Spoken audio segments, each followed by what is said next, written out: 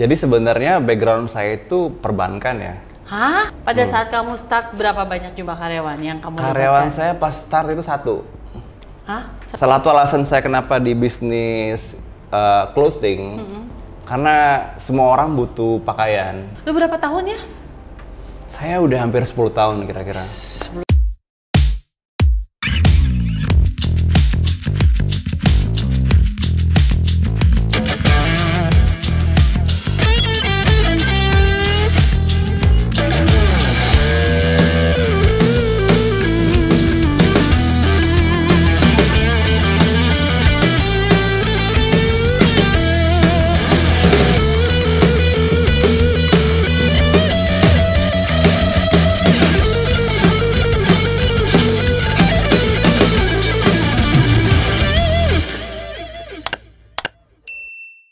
Good day sahabat rock and roll, apa kabar? Semoga semuanya sehat, dalam keadaan sejahtera dan bahagia ya. Nah, pagi ini Entrepreneur Rock, aku sudah ditemenin sama narasumber aku, ganteng banget, aduh namanya Brian Wicaksono, bener ya? Iya bener. Brian, bule banget sih. Kamu sih orang mana Brian? Aslinya saya Jawa keturunan Manado. Makanya kalau Wicaksono kan Jawa ya. Iya. Brian-nya mungkin karena Manado banyak nama-nama bule ya. Iya. Yes, Brian Wicaksono. Siapa dia? Apa pekerjaannya? Apa profesinya yang seru itu? Kita bahas lagi setelah yang rock and roll berikut ini.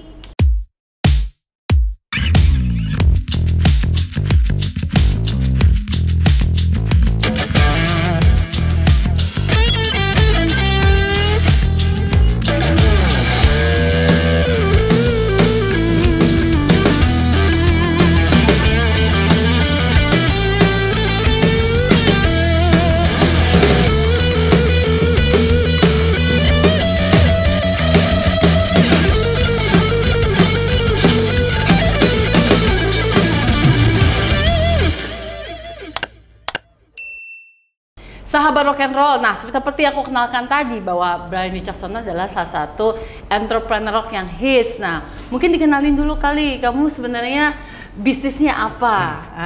Oke, nama saya Brian. Saya profesi sebagai entrepreneur. Yes. Sebagian besar orang tahu saya dari T-shirt bar. Itu Yes. adalah bisnis di bidang custom merchandising yang sebagian besar kita produksi kaos. Iya, jadi entrepreneur khususnya di clothing ya, Iya. tapi juga dengan merchandise lain juga diproduksi. Iya. Ini aku tertarik banget makanya DM kamu mau ngajak ngobrol ya kan. Nah sekarang ngomongin t-shirt bar, kalau ngomongin trennya clothing kan udah lumayan lama Iya. ya, itu dari zaman dulu tuh di Bandung segala macam. Sejak kapan kamu menggeluti akhirnya bisnis ke clothing atau di t-shirt bar? Jadi sebenarnya background saya itu perbankan ya. Hah? Saya kerja di bank dulu. Perbankan luar Iya. biasa. Jurusannya apa? Saya dulu saya punya S1 di accounting dan finance. Iya. Oke, jadi jiwa manajemennya tinggi. Oke. Iya Jiwa kan? ngitung, jiwa ngitung. ngitungnya. Iya. Oke, terus. Nah, lalu abis itu karena saya mungkin kurang cocok dengan lingkungan yang cubicle gitu ya. Ya kotak-kotak Di bank gitu di lah. bank. Akhirnya saya memutuskan untuk keluar dan saya pergi ke Bandung buat belajar sablon.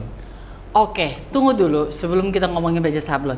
Kamu udah lulus kuliah. Iya. Ya perbankan. Iya. Kerja di bank berapa lama? Ya cuman nggak sampai 2 tahun. Gak sampai 2 tahun. Terus masa suntuk. Ya. Aduh, gila ketemu tembok, ketemu teman, customer gitu-gitu ya. Akhirnya kenapa tiba-tiba langsung ke Bandung belajar sablon? Ada passionnya, ada sukanya, atau ada apa? Jadi mungkin karena saya itu otaknya itu nggak bisa dikasih peraturan ya, harus berpikir seperti ini gitu. Oh, orang kreatif. Ya, jadi saya baru menyadari kalau saya itu sebenarnya orang yang agak kacau, random pikirannya. Jadi sporadik gitu ya. Otak kiri, otak kanannya rada nggak matching ya. Nggak matching gitu. Terus. Akhirnya ya saya memutuskan buat keluar dari comfort zone saya itu jauh sekali sebenarnya sih. Iyalah, Iya. di banking gitu, terus tiba-tiba ke sablon gitu, Iya. lumayan jumping banget Jumping. gitu. Padahal saya waktu itu saya dapat gaji pertama saya itu oke banget dan Posisi juga? ya lumayan, maksud buat karena saya waktu itu di posisinya MT ya. Wow. Manajemen trainee dan I left all that gitu. Ada posisi yang oke kan maksudnya. Tapi ya namanya salah satu kita harus nyaman sih. Kalau kita nyaman tentu kita lebih sungguh-sungguh melakukan pekerjaan tersebut. Tuh sahabat rock and roll, baru awal doang udah dapat dagingnya nih dari Brian bahwa kalau melakukan pekerjaan harus yang sesuai yang kamu suka, kamu mau gitu kan, dan kamu mau menanggung resiko, mengambil resiko untuk keluar dari comfort zone. Gila, deg-degan gitu saat bilang, oh udah deh, gue resign aja, gue mau gelutin ini gitu. Ya pasti deg-degan ya, pasti. Cuman kita harus yang penting kalkulatif aja sih. Jadi tenaga kita tuh seberapa jauh sih? Kita ibaratnya kalau kita nyebrang ke profesi lain tuh kayak kita nyebrang ke pulau lain, kita berenang gitu. Kita mesti ngukur, kita tuh tenaga stamina-nya sampai sejauh mana gitu. Kamu menyadari itu ya? Jangan ngukurnya balik lagi gitu. Yang penting kita kalau memang kita mampu, kita yakin ya kita jalankan saja. Oke, kalau bahasa motivasinya ketika lu percaya, you should put your goal first kan. Maksudnya lu kasih goalsnya dulu. Tapi dari Brian dikasih di info juga tadi harus berani mencapainya juga, harus ngukur diri ngukur diri juga. Bisa nggak ke goals gitu? Benar. Kalau nggak takut gila ya. Kalau nggak takut pusing gitu maksudnya. Saya karena kalau kita gagal, kita kecewa berat, itu juga pasti pukulan buat kita sih. Nggak boleh. Kalau gagal nggak boleh stres, harus semangat terus harus semangat terus. Harus semangat terus, coba lagi. Tapi mungkin maksudnya Brian adalah ketika memberikan goals kepada diri kita, kayak kamu misalnya, kamu aplikasikan ke diri kamu punya tahapan-tahapan nggak sih ketika keluar dari comfort zone? Gua belajar sablon, terus gua apa, mungkin itu bisa di-sharing ke sahabat rock and roll. Jadi yang pertama sih pasti kita harus spend a lot of time di riset ya. Kita harus riset dunia yang kita tekunin ini tuh seberapa besar marketnya, tuh nomor satu sudah pasti. Terus yang kedua seberapa sulit memulainya, dan yang ketiga kita juga mesti ngukur kita tuh kira-kira bisa memenuhin kedua ini apa nggak. Maksudnya kita bisa memberikan produk yang bagus untuk pelanggan, dan apakah kita bisa menekunin bidang ini dengan sungguh-sungguh. Tahun berapa tuh Brian? Itu tahun 2012 akhir ya. Waktu zaman-zamannya Jack Cloth juga ramai dong? Ya waktu itu lumayan ramai, saya melihat, karena kan saya dulu di perbankan juga saya ngelihat vendor-vendor pakaian ya, dia submit pitching ke perusahaan gitu. Saya juga salah satu masukan juga sih, boleh juga peluang gitu. Juga bisnis ini, dan salah satu alasan saya kenapa di bisnis clothing, karena semua orang butuh pakaian di dunia ini, dan clothing itu tergolong barang yang cepat, silih berganti, jarang orang pakai kaos yang sama selama bertahun-tahun. Dia beli baru, selalu bilang, aduh aku nggak ada baju nih, aduh aku nggak ada kaos nih, gitu kan. Akhirnya beli lagi. Jadi pangsanya besar, terutama kan produk kita besar sekali ya, dan banyak orang mudanya. Oke, sahabat rock and roll, sekarang kita kepoin ya, sahabat. Yang pertama adalah jumlah karyawan. Pada saat kamu start, berapa banyak jumlah karyawan yang kamu Karyawan saya pas start itu 1.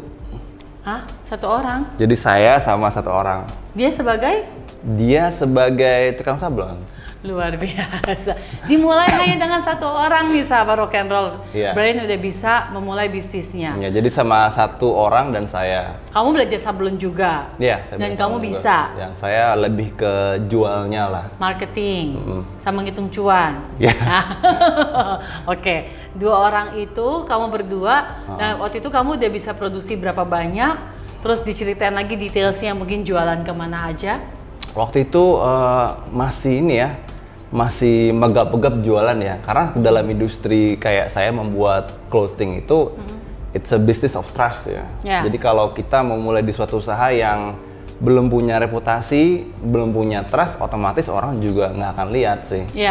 Dan waktu itu zaman dulu kan jualan itu belum pakai kayak sekarang nih, beda. Zaman dulu pakai forum. forum apa namanya sosmed, blog gitu. Malah sebenarnya sosmed juga belum terlalu kayak sekarang sih. Kalau dulu masih forum belum ya. Yang baru Facebook ya.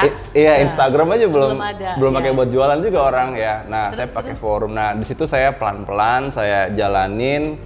Bahkan saya sempat pernah nongkrong di halte busway di jembatan buat bagiin selebaran ke orang-orang kantor. Jual marketing ya. Oke. Jadi semua dicoba, di cold calling, nanya, ngirim ini semua. Ya kita coba semua sih. Sampai akhirnya pelan-pelan datang 1, datang 2, datang 3 dan terus sampai sekarang. Luar biasa. Dari berdua akhirnya sekarang yang permanen ada 15 orang. 15 orang? Iya. Terus kamu udah punya toko sendiri kan ya, kalau setahu aku ya? Punya, saya ada di Cipete sama di Gading Serpong. Tuh, tetangga kita. Luar biasa. Plus lagi online. Online ya. Itu yang pasti banyak kayaknya ya?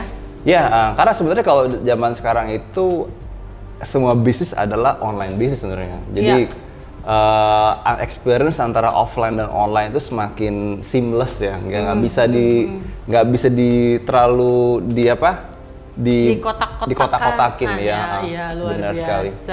Terus aku tuh tertarik sahabat rock and roll sama salah satu konsep jualan kamu, custom design. Iya. Ya kan? Kayak gue misalnya nih, gue mau bikin logo atau desain kayak gitu. Nah, itu sebenarnya idenya bagaimana? Jadi idenya itu karena orang itu sebenarnya ingin mengekspresikan diri dia ya. Kayak ibu cantik rock and roll. Iya, contohnya. Terus? Dan waktu itu pada saat itu ada pemilu Jakarta. Waktu itu pemilu Jakarta, salah satu yang merubah bahwa custom design makin populer karena dulu biasanya kalau pemilu itu kan datangnya itu bajunya itu aja kan. Iya. Nah, karena sekarang datangnya banyak dari grassroots, jadi orang keluarkan dengan idenya dia, kreativitasnya dia. Nah, itu juga mendorong kebutuhan untuk custom clothing ya. Jadi intinya sih semua orang ingin identitas sih. Ya. Komunitas pengen punya identitas sendiri. Bahkan orang diri sendiri aja pengen kelihatan, ngasih tahu gue tuh kayak gini nih gitu. Iya, kayak dengan kaos itu mereka membentuk personal branding. Persis ya. Ya, kayak gitu ya. Luar biasa, sahabat rock and roll. Pokoknya bahasan kita banyak banget nih sama Brian. Jangan lupa video ini di like, comment, share, and subscribe, oke? Sahabat rock and roll, aduh, pokoknya ngebahas bisnis yang menjanjikan itu buat aku bergairah. Apalagi udah ngomongin margin ya. Iya, iya. Menguntungkan banget gak sih, Brian? Bisnis clothing kayak gini, modalnya modalnya, untungnya pertanyaannya cuma 2 gitu tuh gue. Gimana Brian? Kalau di clothing sendiri itu sebenarnya keuntungannya itu bisa either besar sekali atau kecil sekali ya. Oke. It depends ya. Depends on what? Depends on kita tuh ada di posisi di belakang, dari hulu atau di hilirnya tuh. Terus yang kedua juga produk apa yang kita jual, karena ada juga orang clothing itu hanya jual baju polosnya aja. Jadi marginnya lebih kecil. Ada juga yang dia sudah branded, sudah punya desain tertentu, dia marginnya besar sekali. Jadi sebenarnya sih kalau bicara clothing itu untuk memproduksi sebuah baju itu nggak terlalu beda jauh sih. Mau dari brand A sampai Z. Ya variasinya nggak jauh, tapi ada yang bisa jual sampai besar sekali, ada yang jualnya murah banget, yaitu karena itu semua balik ke marketing dan branding sebenarnya. Oke, gue penasaran. Sebenarnya cuannya banyak di kaos apa di sablon? Kalau again it depends karena lagi ya. Karena kalau kita lihat brand di mall sebelah situ, dia baju polos aja harganya udah kayak baju di sablon. Iya ya, oke. Itu makanya perlu banget membangun brandnya jadi bagus. Persis ya. Brand terus apa namanya? Karena kita juga mesti tahu bahwa kaos itu kan identitas orang. You can tell a lot by someone's clothing sebenarnya. Choice of color udah ketahuan, kayak ada orang kayak apa, cewek kue, cewek mamba, cewek bumi. Kalau aku cewek apa nih? Cewek rock and roll, udah rock and roll aja. Jadi bisa bisa dari cuman ya 10% sampai ada juga yang 50-60% juga ada. Iya, So itu it depends, itu ya. makanya seorang pengusaha itu kalau mikirin brand itu jangan cuma mikirin luarnya doang ya. Persis, iya. Mikirinnya secara keseluruhan ya. As a whole, kalau Iya. saya karena saya di bidang di penyedia jasanya, cenderung saya punya margin saya tuh lebih flat ya. Karena tapi kan saya banyak sekali customer saya itu dia beli untuk dijual lagi Iya. dengan margin mungkin lebih besar. Jadi Misalnya juga buat KIO, Iya. buat seragam, ya kan? iya, Iya, kayak kira-kira gitu. seperti itu beneran. Tapi kalau ngomongin range-nya, kalau lu jual langsung itu harganya berapa? Jadi kalau di sablon itu kan ada sablon manual, Yes, ada digital. print. Kalau saya di t-shirt bar itu pakai full on digital semua. Oh, digital semua. Iya. Oke. Nah itu kisaran bajunya sekitar ya more or less 80 sampai 100 ribuan. Oke, 80 ribuan. Itu kalau jual itu, tapi kalau misalnya jualnya kayak buat tadi ke IO atau ke brand segala macam, Iya. brand lain gitu Tentu ya. pasti ada Pengurangan. harga pengurangan diskon di situ. Iya, tapi Cuman ngitungnya. antara bedaan sablon manual dan digital itu punya masing-masing punya advantage sendiri-sendiri ya. Karena sebenarnya juga IO sekarang banyak yang pakai digital. Kenapa? Iya. Karena soalnya biarpun lebih mahal tapi delivery-nya lebih cepat. Kayak termasuk gue. Approval-nya lama kita. Nah, itu. Approval-nya lama, Iya. makanya udahlah digital aja gitu Persis. kan. Saya juga Akan udah lebih sering mahal. mengalami karena jadi dia butuhnya tanggal 26 gitu. Iya, ngasih keluar Tapi tanggal 25. Tapi approval-nya dari kliennya nungguin sampai 24 Iya, baru iya. approve Mas gitu. Iya, Ya iya. itu ya salah satu challenge dan ya itu kenapa t-shirt bar saya juga dulu pas di Bandung saya belajar sablon manual. Cuma untuk di Jakarta saya rasa sablon digital itu sekarang ini lebih bisa meng-cater Ya, kebutuhan. kebutuhan baik desain maupun waktu ya. Iya, karena orang Jakarta itu hidupnya lebih fast pace ya. Iya, Jadi, speed dia. Speed dia. Dia apa namanya? Dia tuh orang Jakarta itu bener-bener ya. Apa kita bisa lihat sendiri kok jam 8, jam 9 malam kantor masih nyala Masih gitu. nyala, bener. Masih ngedit apa desain gitu Luar ya. biasa. Ini kayak IO ngomong sama vendor ini. Sama Rock and Roll, kita satu frekuensi Iya, kan, jadi bayang banget. kita juga harus satu bahasa dengan Iya. pelanggan-pelanggan kita. Kalau Setuju sih. dia sense of urgency-nya tinggi, Ya. ya kita juga harus punya urgensi yang sama. Ya, jadi istilahnya sebagai pengusaha, entrepreneur, kamu memberikan solusi kepada Persis, klien-klien, misalnya Persis. buru-buru nggak gitu. Iya, oh, iya. enggak, aku nggak buru-buru kok Mas, masih sebulan lagi. Oh ya udah, Iya, oke. maybe advice-nya lu tuh Iya. manual gitu ya. Ya, kalau gitu Iya, manual. kalau misalnya enggak, gue mau pakai besok, lu Nah, kasih digital. benar sekali, ya. Beda cost-nya berapa manual sama digital? Jauh sekali sih. Jauh? Bisa Half? hampir half-nya. Half-nya, 5%-nya, wow luar biasa. Dari segi hasil, sahabat Rock and Roll pasti kepo, ini mana yang manual, mana yang digital ya. Kita kasih contoh ya, ini manual sama digital, mungkin tadi kasih gambar ya, ini manual, ini digital. Nah bedanya apa kalau hasil manual sama digital?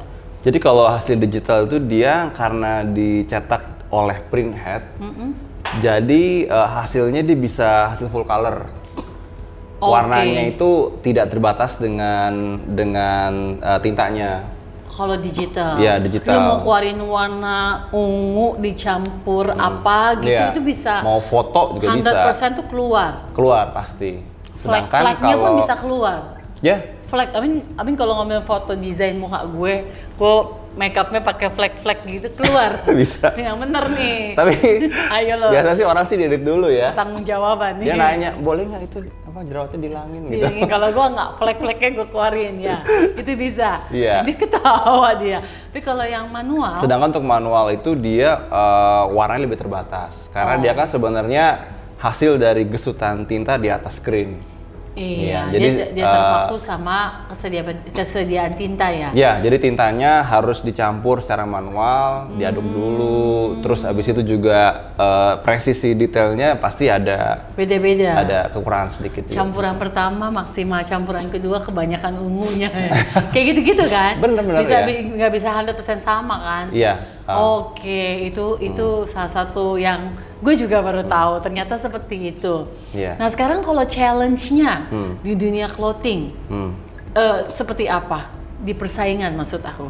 Kalau kita drawback dari pengalaman awal ya. Ya. Ya, jadi kalau sekarang challenge-nya itu dulu kita mungkin hanya bersaing dengan orang-orang sekitar kita aja gitu. Tapi sekarang karena bisnis itu makin meluas ke daerah, jadi pemain-pemain sablon, main clothing daerah juga banyak dan mereka juga nggak kalah hebatnya gitu ya. Iya. Dan mereka juga udah bisa menjual produk kemana-mana. Jadi competition itu space-nya sekarang tuh seluruh Indonesia. Iya, gitu. apalagi dengan ada e-commerce yang memfasilitasi mereka ya. Memfasilitasi pengiriman dan pemudahan pembayaran, akses ke market lebih besar, otomatis juga itu memberikan challenge tambahan buat kita di situ. Iya. Lu berapa tahun ya?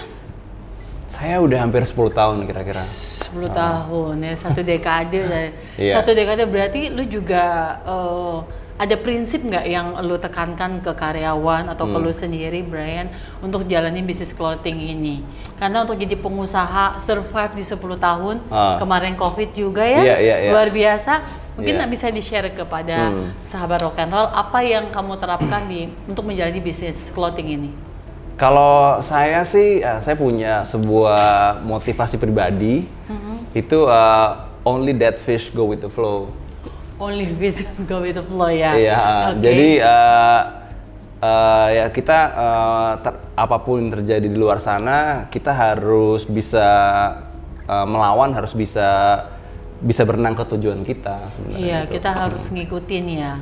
Oke. Ya. Tapi karena kalau kita ngikutin aja ya kita bisa tenggelam bisa ke bawah arus hilang gitu. So jadi kita harus kuat lah. Itulah pentingnya juga punya reputasi dan branding yang kuat. Jadi kita juga tetap bisa eksis di pasaran biarpun competition bermunculan terus. Iya, tadi ngomongin kompetisi, ngomongin daerah juga mulai rame. Yeah. Apa perbedaannya t-shirt kamu sama t-shirt yang lain, clothing kamu dengan clothing yang lain? Apa yang kamu suguhkan, Brian? Mungkin yang saya suguhkan itu salah satunya, dulu kan biasanya kan kalau pembuatan custom clothing itu biasanya hanya untuk brand ya. Yeah. Tapi saya juga ingin mengintroduce itu ke masyarakat in general. Jadi kita nggak harus yang corporate besar-besar terus, tapi a family juga bisa bikin family t-shirt, terus satu orang, dua orang pribadi atau couple yang hanya mereka doang yang punya juga bisa. Misalnya gue kan cinta banget sama Justin Bieber nih. Gue mau nonton konser Justin Bieber nih sama teman-teman gue. Gue bisa bikin kaos sendiri dengan muka Justin Bieber gitu. Di sebelah muka Mbak? Iya, pacarnya Justin Bieber gitu. bisa. Atau teman dekat Justin Bieber gitu. Lalu bisa bikin kayak gitu-gitu? Bisa, ya. Udah banyak kok yang aneh-aneh yang kita buat. Yang aneh-aneh. Jadi lu sebut gua aneh-aneh itu maksudnya. Gak usah. Oke, iya. Gak setuju. Ya benar. Maksudnya kan gini, kan kita kayak, ya maaf ya ibu-ibu kan, kamu sama kayak aku kan ya ibu-ibu ya. Jadi kita kan mau yang spesial, nggak ada yang samain, persis, mau beda. Jadi lu bilang identity. Benar, identity. Gue mau bikin pacarnya Justin Bieber gitu. Bisa? Bisa. Oh, oke. Walaupun satu biji, satu kaos. Iya, bisa. Itu bisa. Harganya berapa kalau satu? Ya sekitar 87.000. Coba pesen habis ini, pacar Justin Bieber. Gue jadi ketawain sama Brian, ibu-ibu pengen jadi pacar Justin Bieber. Gak apa-apa ya Brian, tolong support. Pasti. Ada logo ini t-shirt bar ya. By the way, kalau ngomong entrepreneur rock yang diundang sama Ibu Cantik Rock and Roll pasti banyak achievement deh. Sebutin dong achievement kamu apa aja yang sudah kamu lakukan, yang sudah kamu dapatkan. Achievementnya apa? Ya, aku nggak mungkin sebut angka ya. Iya, nggak usah. Ya apa? Tapi achievement saya mungkin salah satunya bisnis ini cukup buat menghidupi banyak orang. Ya. Nice ya. Dan bermanfaat ya? Bermanfaat, karena salah satu tujuan hidup saya tuh saya ingin bermanfaat buat orang lain. Luar biasa. Dan salah satunya dari bisnis ini saya bisa ngasih manfaat buat banyak orang. Di situ ada yang kerja dari awal sampai sekarang masih, ada yang bisa membuat keluarga dari situ, ada yang bisa hidup lebih baik di situ. Itulah apa buat saya achievement juga sih itu. Itu kesenangan ya, kebahagiaan tersendiri ya. Benar. Luar biasa ya achievement dan juga tujuan mulia dari Brian. Memang harus itu dulu kali ya, kalau kita senang berbagi, terus juga senang membahagiakan karyawan, insya Allah mereka loyal ya. Pada betah-betah ya sama Brian ya. Lumayan sih, karena saya sempat ada yang nanya, kok kamu lama banget di sini? Ya, itu dia, mereka sudah nyaman, terus juga tidak ada kurang-kurang gitu kan, jadi dia betah. Itu kunci sih buat jadi pengusaha ya. Nah sekarang aku sempat denger ya, sempat baca juga, kalau kamu tuh sempat kecelakaan ya, kecelakaan mobil. Motor, kecelakaan motor, terus kamu sempat amnesia. Jadi saya tuh pas tahun 2011 itu, sebelum memulai T-shirt bar ini, itu saya pernah kecelakaan motor? Kecelakaan tunggal, nggak ditabrak. Oh, nggak ditabrak? Nggak. Kecelakaan? Habis itu saya kena benturan ke aspal, kepala duluan. Habis itu jatuh koma. Sampai... Berapa lama? Sekitar 2-3 harian lah. Terus? Habis itu saya nggak bisa inget apa-apa selama seminggu lebih. Amnesianya seminggu lebih? Namanya short term anterograde amnesia. Jadi kayak kalau pernah nonton film 50 First Dates itu. Ya tahu. Film Korea juga banyak yang kayak gitu tuh. 50% dia lupa dulu gitu kan. Terus? Habis itu pelan-pelan pulih. Habis itu ada yang bantu biar pulih? Akan dengan sendirinya begitu sel otaknya pulih, dia akan pulih sendiri ingatannya. Terus habis itu lu sempet shock nggak tuh? Keluarga shock nggak pas tahu lu? Shock banget sih, karena waktu itu saya kritis sih, saya hampir meninggal. Iya. Bener-bener iya, dan ya kalau badan sih ya hancur ya, patah tulang semua. Tapi sehat. Ya sekarang alhamdulillah lebih sehat. Lebih sehat ya. Tuhan memberikan lu kesempatan kedua ya. Ketiga sekarang. Ketiga bener. Belum sampai situ Pak. Dia jujur banget ya. Kesempatan kedua dulu untuk lu akhirnya bisa ya hidup lagi, berkarya, terus membahagiakan orang lain. Terus langsung diklaim kalau lu kena kanker. Jadi tahun 2016 itu saya ada kayak gundukan gitu di leher. Gundukan tuh? Kayak benjolan di leher. Bertumbuh terus, nggak mengecil, dan gedenya udah segede kepalan tangan. Di sini? Iya di sini. Oh di sini. Iya. Lu pikir kelenjar? Nah, aku pikir itu cuman tuberkulosis atau atau kelenjar getahnya membesar.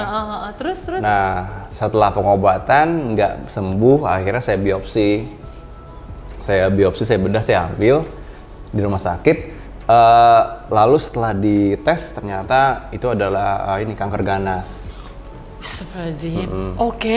Kanker ganasnya udah stadium? Udah stadium 2 ke 3. Serem amat. Terus? Nah, setelah di PET scan ternyata sudah stadium 2 ke 3, habis itu langsung cepet kemoterapi karena tergolong masih early stage ya. Jadi jangan nunggu-nunggu lagi. Langsung lu kemo? Langsung kemoterapi. Berapa kali itu terapi kemonya? Total 10 lah. 10 kali kemo? Sampai selesai.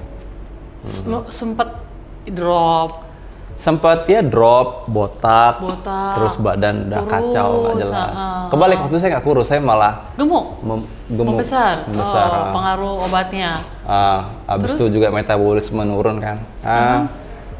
Setelah dinyatakan clear, sembuh, terus saya memutuskan bahwa saya harus memulai hidup yang baru gitu. Itu sebelum si T-shirt bar? Selagi T-shirt bar. Setelah? Selagi, oke. Jadi kecelakaan motornya itu sudah punya sebelum T-shirt bar. Terus habis sembuh dari kecelakaan amnesia, kamu mulai bisnis T-shirt bar. Karena mungkin saya sibuk banget ya. Waktu saya benar-benar fokus di bisnis saya. Saya juga orang yang gampang overthinking gitu. Ya nggak realize kalau ada benjolan itu gitu. Dan akhirnya juga pola hidup saya juga kurang sehat juga waktu itu. lembur, begadang, Ya, segala lembur macam, begadang, sembarangan lah. sembarang pokoknya. makannya, Iya. terus? Dan akhirnya ya mungkin juga faktor nggak beruntung juga ya. Ya. Terus ya udah saya didiagnosa kanker. Bukan faktor nggak beruntung lah. Sabar kalau punya penyakit bukan nggak beruntung. Iya. Diuji sama Tuhan. Ya, cobaan, Untuk lebih cobaan. kuat, ya cobaan. Ya, terus baru kamu kemoterapi. Ya, dan saya memutuskan buat memulai hidup yang baru gitu. Hidup baru, lebih baik maksud Lifestyle kamu. baru juga. Lifestyle baru. Pantesan dibahas puasa tadi dia tahu banget ya. Lifestyle baru. Ya, karena saya bertahun-tahun sih coba buat merubah pola hidup, pola makan semua. Iya. Iya. Ini sahabat Rock'n'Roll mesti dicerna banget ya, ini banyak banget masukan dari Brian bahwa ketika sudah sibuk sama karir, sama bisnis, Persis. fokus, tetap harus cinta sama diri sendiri ya. Persis ya.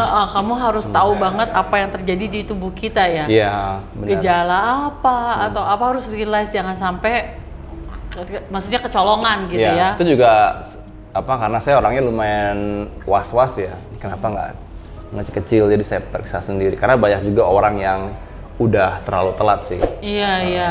Aku sebenarnya punya kelenjar getah bening. Cuma memang udah nggak nyaman cabut gitu. Tapi kalau gede kan berasa banget ya, Brian ya. Jadi bahaya. Iya, ngomong-ngomong kamu masih muda ya? Umurnya berapa sih? Tahun ini saya 35. 35? Beda tipis, saya 28 kok. 35. Anak kamu berapa, Brian? 3. 35 tahun, udah 10 tahun bisnis, anaknya 3, lumayan aktif ya, berumah tangganya. Ya. Paling kecil, paling besar umur? Yang paling besar tahun ini 8, yang paling kecil 2 tahun. Tuh kan, aktif kan dia.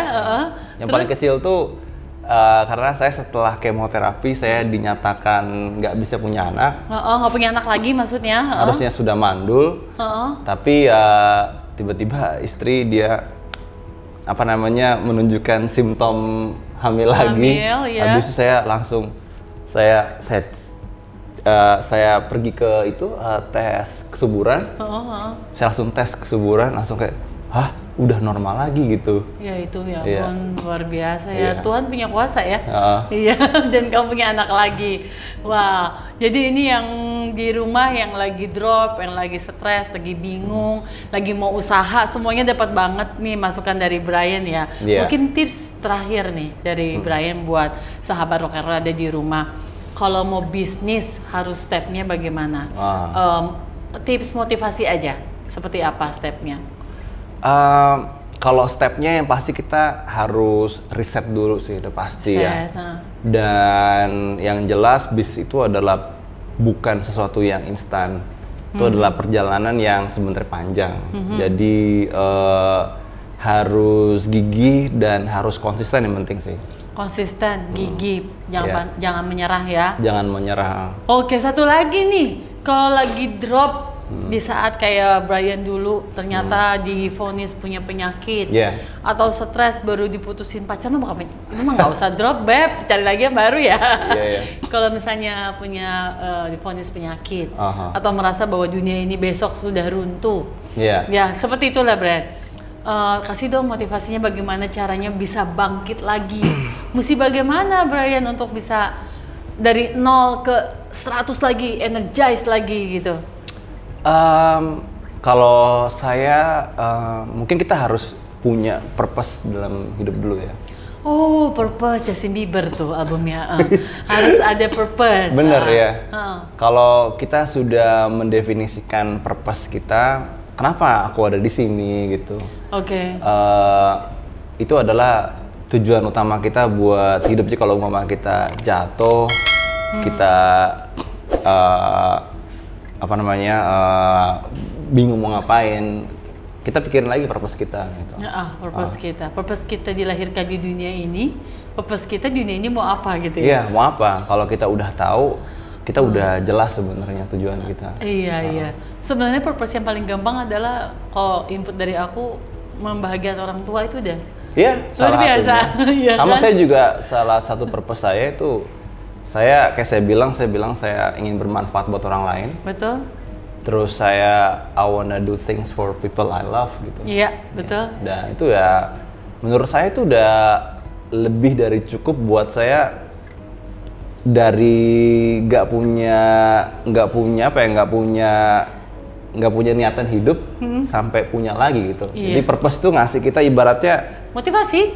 kalau Motivasi. kita di perjalanan terus bensin kita habis, ya kalau mobil berhenti, kalau kita masih bisa dengan purpose itu. Iya. Iya. Jadi dia memberikan energi, Energi, motivasi, persis, ya. seperti itu ya. Setuju, aku setuju, luar biasa sahabat rock and roll. Semoga bahasan aku hari ini sama Brian bermakna, bermanfaat. Silahkan di-share ke teman-teman, dan apa yang baik, apa yang tadi bisa diambil dari Brian diaplikasikan ya. Yeah. Biar kita bisa sukses bareng, biar kita bisa bahagia bareng. Oke, see you on top, bye.